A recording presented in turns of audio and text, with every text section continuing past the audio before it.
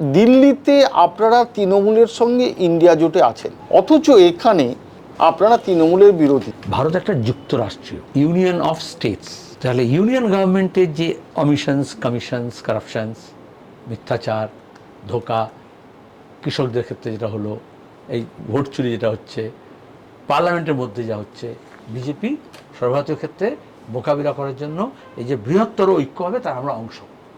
এবার কারা আসবে না, এই যে বিজেডি, বিএসআর, আচ্ছা তৃণমূল কখনো যায় না, এই উপরাষ্ট্রপতি ভোটে কে ভোট দিল না এখনো তুই বুঝতে পারবে না। তুই বলে দিলে যে সবাই একসঙ্গে লড়াই করছেন, এবং বরঞ্চ ইন্ডিয়া ব্লকে তৃণমূল কখনো ঢোকে, কখনো বেরোয়, কখনো আসে, কখনো যায়। দেখো তুমি এখান থেকে ট্রেন যায় কলকাতা থেকে দিল্লি পর্যন্ত, কত লোক ওঠে। তুই বলে আপনি সেই ট্রেনে উঠলেন যে ট্রেনে অমুক উঠেছিল, তমুকু উঠেছিল, সেও ছিল, তুই সবার টিকিট চেক করে দেখো, টিকিট চেকার দেখে।